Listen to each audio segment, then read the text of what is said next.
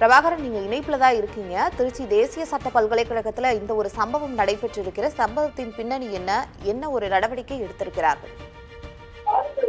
கண்டிப்பா பெற்றா. அதாவது திருச்சி இந்த திண்டுக்கல் தேசிய நெடுஞ்சாலையில நவலூர் குட்டப்பட்டு பகுதியில் தேசிய சட்ட பல்கலைக்கழகமானது செயல்பட்டு வருகிறது. இந்த பல்கலைக்கழகம் அதாவது இந்தியாவின் பல்வேறு பகுதியில் இருந்துமே 500க்கும் மேற்பட்ட மாணவ மாணவிகள் இங்கே சட்டம் பயின்று வருகிறார்கள். இந்த ஒருங்கிணைக்கப்பட்ட 5 ஆண்டு இளநிலை சட்ட படிப்புகளும் 2 ஆண்டு முதுநிலை சட்ட படிப்புகளும் பயிற்றுவிக்கப்படுகிறது. இந்த நிலையில் இளநிலை இறுதி ஆண்டு பயிலும் பட்டியலின மாணவர் ஒருவருக்கு கடந்த 6ஆம் தேதி அவரது வகுப்பு நண்பர்கள் இருவர் இந்த குளிர்பானத்தில் சிறுநீர் கலந்து கொடுத்ததாக கூறப்படுகிறது. இதனை மறுநாள் வகுப்பறையில் கூறி அந்த மாணவர் 2 மாணவர்களும் கிண்டல் செய்ததாகவும் கூறப்படுகிறது. இது குறித்து அந்த மாணவர் பதிவாளரிடம் வாய்மொழியாக புகார் அளித்துள்ளார்.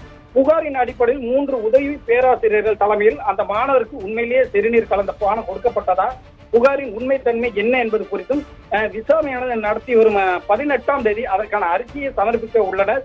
குற்றச்சாட்டு உண்மை என நிரூபிக்கப்பட்டால் மாணவர்கள் இருவர் மீதும் கடுமையான நடவடிக்கை எடுக்கப்படுவதுடன் காவல்துறை வாயிலாகவும் நடவடிக்கை எடுக்கப்படும் என பதிவாளர் தரப்பில் கூறப்பட்டுள்ளது.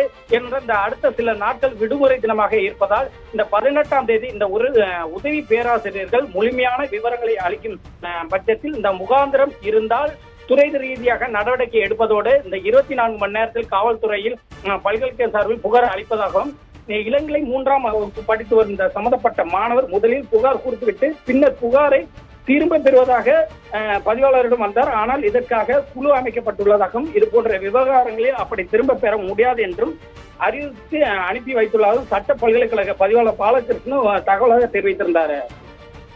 உங்களுடைய அண்மை தகவலுக்கு நன்றி பிரபாகரன்.